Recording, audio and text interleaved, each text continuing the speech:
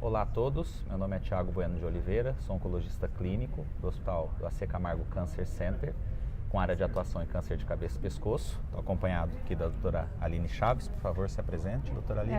Eu sou a Aline Chaves, sou do Grupo Brasileiro de Tumores de Cabeça e Pescoço e do LACOG e da Oncologia. Estamos aqui hoje para trazer as novidades de câncer de cabeça e pescoço que está acontecendo agora na ASCO, o que veio de novo e o que vai mudar, se vai ter alguma coisa que vai mudar a nossa prática clínica amanhã. Nós vamos discutir agora os resultados da sessão oral de câncer de cabeça e pescoço, que foram apresentados hoje aqui na ASCO.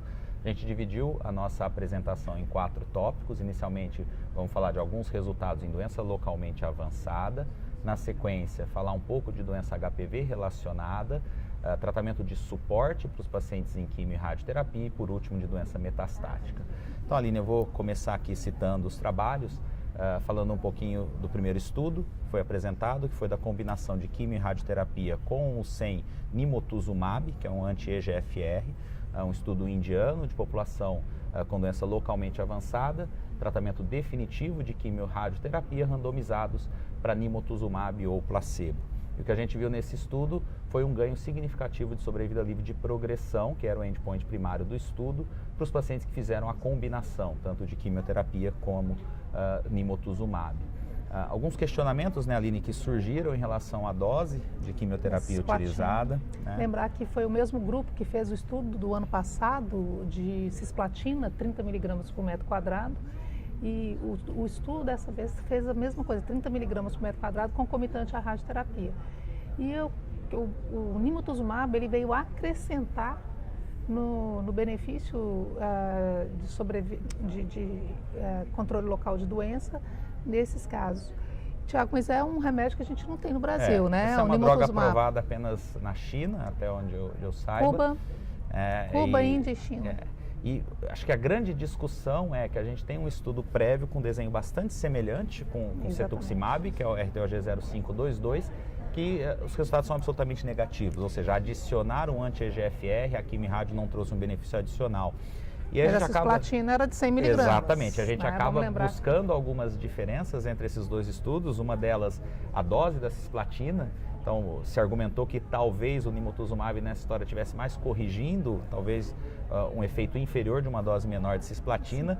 E o fato da população desse estudo ser uma população de muito mais alto risco. Então, a gente tinha muito mais pacientes HPV negativos, com doença mais avançada, e que talvez nesse subgrupo de pacientes o anti-EGFR venha adicionar alguma coisa. Exatamente. Então, acho que esse é um estudo que na prática, não vai mudar a sua prática, até porque não tem no Brasil, mas é um estudo que levanta a questão do paciente mais jovem, da doença de alto risco. Acho que a gente tem que montar esse subgrupo na nossa cabeça e tratá-los aí com mais intensidade realmente, mas não muda a conduta. Um segundo estudo em doença localmente avançada, um estudo retrospectivo, analisando um banco de dados americano, comparando em população idosa os pacientes que fizeram quimio e radioterapia, a maioria desses pacientes baseada em cisplatina, versus aqueles que fizeram bioradioterapia com cetuximab, versus aqueles que fizeram radioterapia isolada. E o que essa análise mostrou foi uma sobrevida global superior para os pacientes que fizeram quimio e radioterapia versus os pacientes que fizeram radioterapia com cetuximab.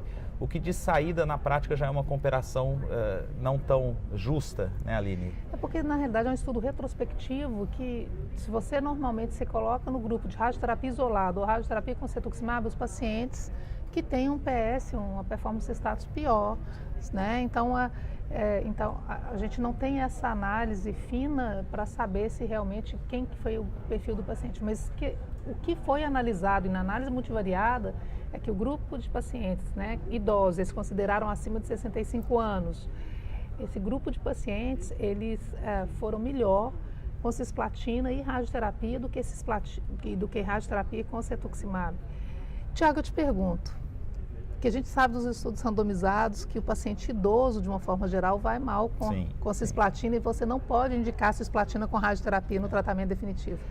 como é que é isso na prática? Como é que fica isso amanhã? Eu acho que esse estudo ele traz, levantam duas questões. Uma é essa que a gente já citou, quer dizer, é uma comparação injusta. Definitivamente no grupo que fez cetuximab haviam pacientes que eram mais idosos, com mais comorbidades. Eles no final eles acabam ajustando na multivariada, mas a principal crítica é que performance status não foi ajustado nessa multivariada, então a gente ainda fica com essa dúvida. Mas uma questão que foi levantada pela plateia é exatamente essa, quer dizer, a gente tem esse conceito, principalmente da meta-análise, que aqueles pacientes acima de 70 anos derivam menos benefício de quimio-radioterapia. E por esses dados de vida real não é o que a gente viu, né? Então acho que na prática o que isso traz é aquela velha história da gente levar em consideração a idade muito mais biológica do que cronológica e talvez nos leve a ter um pouco mais de tranquilidade em oferecer quimioterapia em pacientes que sejam idosos fit, por exemplo. Sim, acho que essa é a grande mensagem, a gente considerar o paciente, a performance do paciente realmente individualizar o tratamento do paciente idoso, principalmente o paciente acima de 70 anos, e individualizar não só qual tipo de qual quimioterapia, mas também se vale a pena radioterapia com cetuximab ou radioterapia com cisplatina e qual dose de cisplatina. Isso tudo eu acho que nós temos que... É a mensagem, né? Para finalizar essa parte dessa localmente avançada, um estudo um pouco controverso aí, analisando retrospectivamente pacientes da Califórnia. Exatamente. Mostrando, interessantemente, dados sugerindo que mulheres têm um excesso de mortalidade relacionada ao câncer em comparação com homens e que mulheres têm uma tendência menor a receber tratamento intensivo de quimio-radioterapia em comparação com homens. E o título do trabalho é mais ou menos a hipótese que eles geram, que talvez mulheres sejam subtratadas. O que você achou desse estudo, Aline? Acho que é uma coisa que a gente tem que questionar, porque nunca teve isso antes, essas diferenças nunca foi vista antes. E o estudo tem algumas pegadas que não foram respondidas, né? A questão foi um estudo retrospectivo de um banco de dados uninstitucional. Ele pode gerar uma hipótese, mas não é necessariamente uma verdade que a gente possa encarar como afirmar. Até porque esse tipo de dado não foi evidenciado em nenhuma outra análise previamente. Nenhum estudo, seja prospectivo, seja análise de banco de dados, pior. A gente vê mulheres como um pior prognóstico relacionado ao câncer de cabeça e pescoço. Então, é um estudo gerador de hipótese, é algo que a gente acho que vai ter que começar a prestar atenção, mas que trouxe, acho que, mais dúvidas do que definições. O próprio autor falou que eles estão abrindo agora para saber como é que vai ser a questão. Eles estão abrindo prontuários, eles vão fazer agora revisão de prontuários, porque isso é uma análise de banco de dados. Eles vão fazer a revisão de prontuários e vão abrir um prospectivo para saber realmente se isso é verdade ou não. Mas o fato é que, de uma forma geral, a gente pegando os estudos randomizados, que é o dado mais consistente que a gente tem, não tem diferença de sexo, inclusive na meta-análise também, é importante a gente ressaltar. Sim. Passando agora, Aline, para os estudos de doença HPV relacionada, que é um tema recorrente, né, nos simpósios de oncologia, especialmente de cabeça e pescoço. O primeiro estudo que eu gostaria de comentar é a análise retrospectiva, analisando o impacto prognóstico de positividade HPV de alto risco em tumores de sítio primário não orofaríngeo. Exatamente. Então, a gente já tinha pelo menos uma grande análise retrospectiva sugerindo que também nesses sítios havia um impacto prognóstico, e essa segunda análise apresentada hoje reforçou esses dados, mostrando que a positividade para HPV de alto risco em tumores primários de hipofaringe, independente do estadiamento, e os tumores localmente avançados, estágios 3 e 4, de laringe e cavidade oral, a positividade para HPV de alto risco também foi um fator de melhor prognóstico nesses subsítios. Interessantemente, isso não foi visto em doença inicial. Exatamente, em laringe. Você tem algum comentário, alguma explicação em relação a esse detalhe? Não, assim, eu acho que o que foi discutido lá muito é a questão de o que causa esse bom prognóstico na doença localmente avançada que não aparece na doença inicial. Porque em né? orofaringe a gente vê que esse melhor prognóstico é independente do estágio. Exatamente, e do tratamento e do estágio, que é uma doença diferente. Sim. É uma doença de células diferentes, né? Só chamar a atenção que hoje em dia, na prática, o percentual de pacientes de sítio não orofaringe que são testados é muito pequeno. Sim. Né? Então, mesmo nessa amostra, foram em torno de 10 a 15% dos pacientes que foram testados e a positividade também é bastante baixa, em torno de 10 a 12%. É importante a gente chamar isso a atenção, porque apesar do tema recorrente, a gente sempre está citando o HPV em cabeça e pescoço. Quando a gente fala, geralmente a gente está falando de orofaringe, que é o que deve ser testado, né? Então hoje já está no TNM novo, no AJCC nova, essa questão do HPV. Mas nos outros subsítios, na prática, a gente não testa e não deve testar. Acho que esse é um estudo que gera hipótese. Gera também. hipótese. Gera hipótese que talvez isso deva ser estudado mais a fundo e deva ser encarado como um potencial fator prognóstico, estratificador em estudos futuros. Exatamente. E isso é importante a gente chamar a atenção por causa da questão, muitas vezes, se você não diferenciar isso, né? E o Richard Merhana colocou isso no final. Olha, vamos chamar a atenção, porque isso gera hipótese, mas não podemos tratar isso, muito menos pensar em intensificar tratamento nesse Não quer dizer que a partir da semana que vem a gente vai testar HPV para esses pacientes e vai pensar em desintensificar o tratamento. Passando agora para a desintensificação, propriamente dito, e aí no cenário clássico, orofaringe, HPV relacionado, positivo. A gente enxergava a cirurgia como uma maneira de desintensificar o tratamento a partir de uma desintensificação da adjuvância. Exatamente. Então a gente tem alguns estudos prospectivos correndo nesse sentido. E nessa ASCO, uma análise retrospectiva e uma análise prospectiva trazendo luz a uma estratégia diferente, de que talvez o subgrupo desses pacientes possa ser tratado apenas com cirurgia. É bem audacioso. Exatamente. Eu acho que a palavra certa é audacioso. Né? O primeiro desses estudos, só para situar vocês, uma análise retrospectiva, pacientes com orofaringe HPV relacionados, de risco baixo ou intermediário, submetidos à cirurgia. E intermediário a gente está falando aí de pacientes com margens livres, de 2 a 4 linfonodos, com extensão extracapsular ausente ou microscópica, menor que 1 milímetro, e analisados retrospectivamente aqueles que foram tratados apenas com cirurgia seguida de rádio, cirurgia seguida de quimio e radioterapia, e nessa análise retrospectiva não houve qualquer diferença em termos de sobrevida global. Exatamente, ou seja, que a cirurgia talvez seja nesse suficiente de pacientes, seja suficiente, não necessitando de tratamento adjuvante.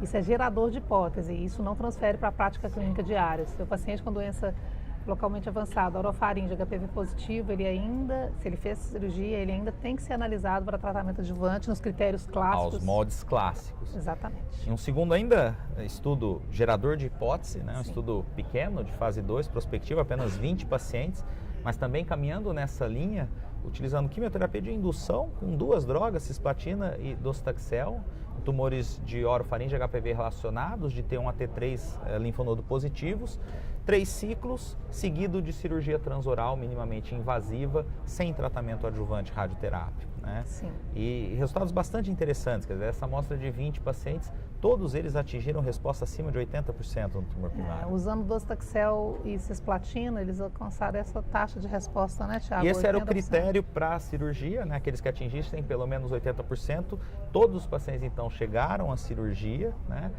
Nesse produto cirúrgico, 15 de 20 pacientes com resposta patológica completa no primário e 12 de 20 com resposta patológica completa no linfonodal.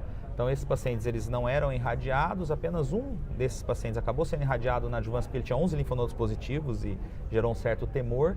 E nessa amostra de 20 pacientes, até agora 3 recidivas resgatadas com quimio-rádio, lembrando que é um cenário que a gente ainda tem a quimio-rádio para resgatar, e 2 óbitos. Então a gente está falando de uma sobrevida global da ordem de 80%, que é um número que é, vamos dizer assim, o esperado nesse contexto. Sim. Né? Mas eu acho que a gente tem que ter muita cautela, né, Aline? Você que está fazendo esse papel de transferir para a prática diária esses dados, eu acho que isso a gente tem que ter extrema cautela. Exatamente, porque eu acho que é interessante a gente trazer o dado novo da ASCO, mas é interessante a gente saber o seguinte, o que vai mudar? Isso gera hipótese, mas não muda, né? De forma nenhuma a gente pode deixar de dar adjuvância na doença localmente avançada, operado nesse contexto. Com certeza. Né, Thiago? Com certeza. Né?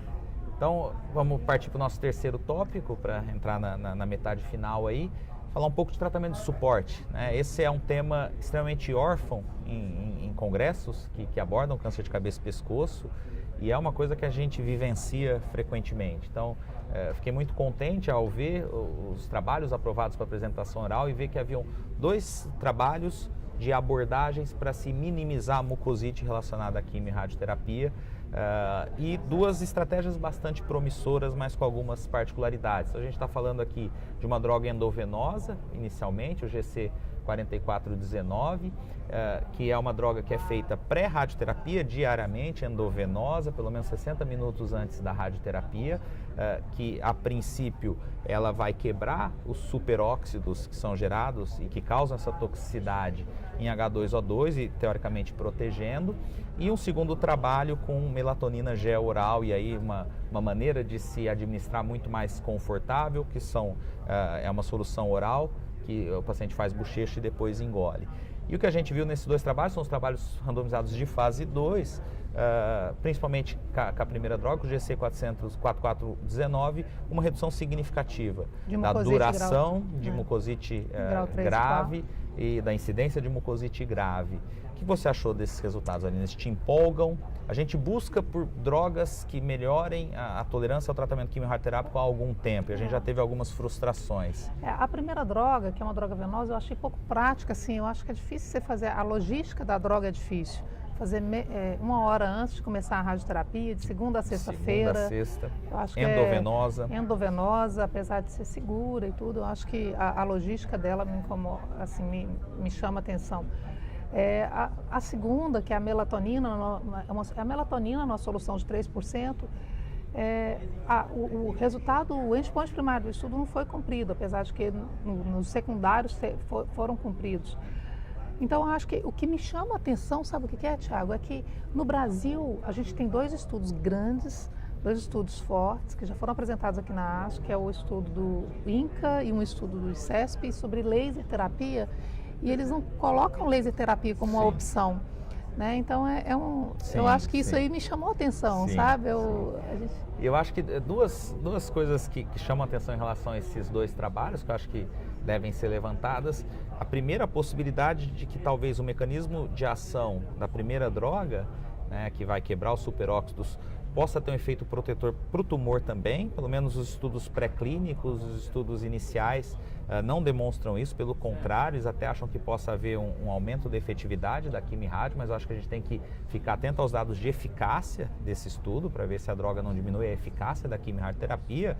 E falando em relação à melatonina, a observação de que parece que o efeito dela foi maior nos pacientes que fizeram quimio e rádio ao invés de cetuximab e rádio. Exatamente. O primeiro estudo ele só incluía pacientes tratados com cisplatina, né, mas o estudo da melatonina incluía pacientes tratados com cisplatina e com cetuximab.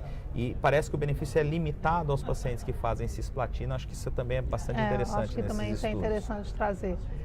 E no final, o que foi pontuado, que para quem foi discutir os artigos, é a importância de cuidar desse paciente direito. Então, a importância de dar o suporte adequado, a importância de dar a analgesia adequada, porque muitas vezes a gente esquece que a gente não tem em mãos o laser, ou não tem em mão um estudo, né, para a gente fazer, mas a gente tem a analgesia adequada em mãos.